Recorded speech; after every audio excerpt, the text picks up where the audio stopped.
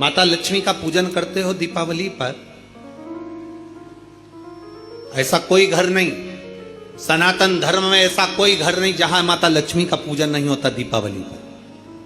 31 अक्टूबर को जब आप मां लक्ष्मी का पूजन करोगे, माता लक्ष्मी की जब पूजन करो, जैसी आपके यहां पूजन होती है, जैसे आपके पूर्वज करते आए, जैसे आपके घर के ब्राह्मण देवता, जैसे आपके नगर के ब्राह्मण देवता जिस भाव से पूजन कराते हो, ब्राह्मण पूजन कराने आते हो तो ठीक, ना आते हो तो आपके घर में आप स्वयं जैसे माता लक्ष्मी का पूजन करते हो वैसे करो।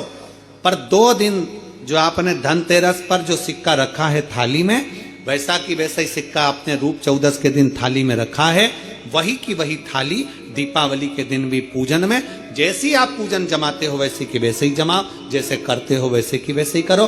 पर साथ में वो पूजन की थाली एक पाटे पर लाल वस्त्र बिछाकर, चौक पूर कर, बड़े प्रेम से अन्न का दाना रखकर वो थाली वापिस रखी। और दीपावली के दिन भी वैसी की वैसी ही पूजन करना है। आप अपनी पूजन जैसे करते हो वैसा करो, पर साथ में वही कंकु, चावल, रोली, मोली, हल्दी सब चढ़ाकर भगवान को बड़े प्रेम से जो सिक्के रखे हैं उन सिक्कों की पूजन वैसी की वैसी करना है जो 2 दिन से आप करते आ। बस इतना याद रखें कि दीपावली के दिन जो आप लक्ष्मी का पूजन करें, उसमें लक्ष्मी जी के सीधे हाथ की ओर घी का अखंड दीप, लंबी बत्ती का, और लक्ष्मी जी के उल्टे हाथ की तरफ तेल का लंबी बाती का अखंड दीप जलाना।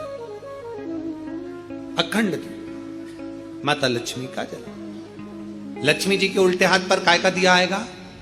जम के बोलो, तेल का, लंबी बाती का, और सीधे हाथ पर काय का आएगा? घी का दिया।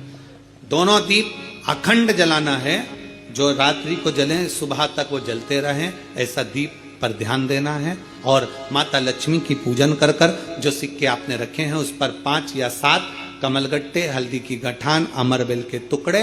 पर इस पूजन में आपको हरी मूंग, खड़ी जो मूंग आती है हरी, उसको भी थोड़ा सा समर्पित करना है, और खड़ा धना और गुड़ की थोड़ी सी डली ये भी समर्पित करना।